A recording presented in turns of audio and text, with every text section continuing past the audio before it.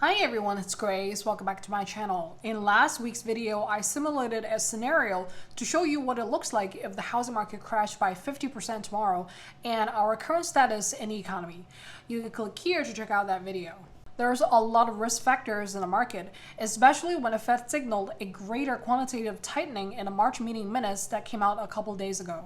I mean, it's kind of confusing considering it just raised 25 basis points in March and then all of a sudden it's talking about raising it to 50 basis points and reducing the balance sheet at the same time. So there's a lot of mixed signals here.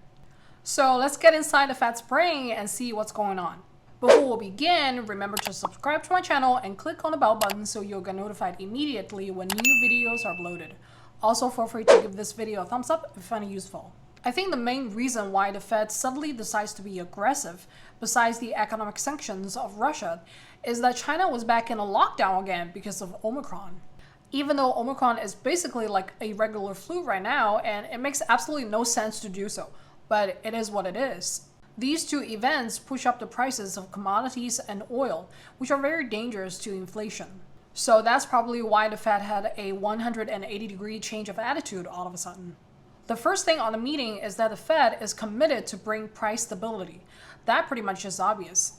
And the target range of the Fed rate hike is raised to a quarter to half basis point, which means that 50 basis point is possible, but it still hasn't given out the exact timeline. What it essentially wants to do is that if the inflation rate increases faster than predicted, a 50 basis point will be triggered. But we'll have to see the PCE and CPI month by month.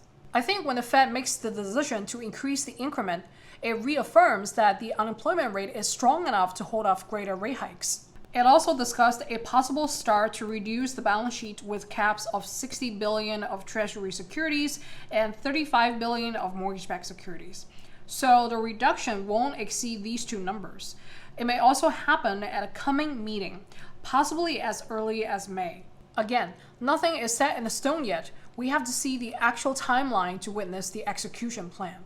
But here's the thing, the reduction of the balance sheet has a direct impact on the stock market. I made a video before as a brief introduction to how the Fed rate hike influenced the stock market and the housing market, and you can click here to check out that video.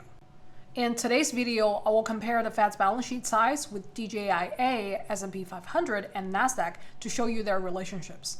As you can see, these three most important stock indicators align very well with the growth trend of the Fed's balance sheet, meaning that if the balance sheet goes up, they go up. If the balance sheet goes down, they go down, and almost at the same rate. So if the Fed does decide to shrink the balance sheet in May, these three stock indicators will go down as well. And it's time to sell off your stocks. At this point, it doesn't matter if you pay a higher or lower capital gain tax rate because the Fed will continue to reduce the balance sheet on a regular basis. It'll be easier just to sell them off to cash out all the equity you've built since the pandemic. And there's another message I got from the possible aggressive rate hike pattern and a reduction of the balance sheet. The Fed is essentially saying, the stock rally is over, go back to work. That's basically what it is. Besides the influence of the Fed's balance sheet on the stock market, the Fed funds rate schedule has quite an impact on the bonds market. At the end of the video, I will add a summary bonus tip, so make sure to watch to the end.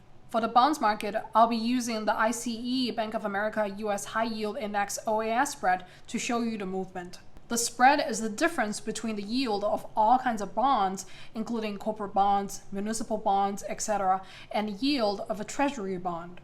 Usually when we look at the bonds market, the lower the yield, the more trustworthy. The higher the yield, the greater the default risk. So the yield basically measures the bonds market risk. In the 2000, 2008, and 2020 recessions, you can clearly see that the spread skyrocketed, showing that the bond market yields were not just high, but also unusual during these times. They were accompanied by a lot of loan defaults and bonds downgrading. The peak of the spread also occurred when the Fed funds rate reached the bottom after a cycle of increase and decrease. So the bonds market is mainly adjusted by the Fed funds rate. I think the possible greater rate hike functions as a warning to risky lending and borrowing behaviors. As the Fed funds rate reaches the peak, we'll have a better idea which agencies or companies are carrying default risk. Simultaneously, there are several things that are happening right now that you should pay attention to. The FHA loan just passed the 40-year loan modification. In my opinion, this is not just a measure to prevent FHA property owners from losing their homes, but also a measure of risk dilution to prevent foreclosure. Another event is that the Prime Minister of Canada puts a temporary ban on foreign buyers for 2 years as a measure to address housing affordability issue. I think this is a measure to protect inflexible demand either from first-time buyers or those who are buying self-living homes in the country. I don't know if it will succeed, but in my opinion, it proves that inflexible demand exists and not just in the US. So for the bonus tip today, here's what you should know. The stock market is mainly influenced by the Fed's balance sheet. The bonds market is mainly influenced by the Fed funds rate. The housing market is directly influenced by inflexible or flexible demand for that matter and loan conditions, and more directly influenced by the stock market and the bonds market rather than the Fed funds rate and the Fed's balance sheet. Right now, it's almost certain that the stock market will crash once the Fed's balance sheet starts to shrink. But governmental agencies or the private sector have to adjust according to the monetary policy to ensure the security of the bonds market, because a bonds default is the absolute worst nightmare. So looking back at the January FOMC meeting, I disagree with what Powell says about control of inflation without a recession. I don't think there will be a safe soft landing. The best we can see is a soft recession. So this is today's video about let's getting inside the Fed's brain. I hope you find it useful. As always, thank you very much for watching, and I'll see you on the next one.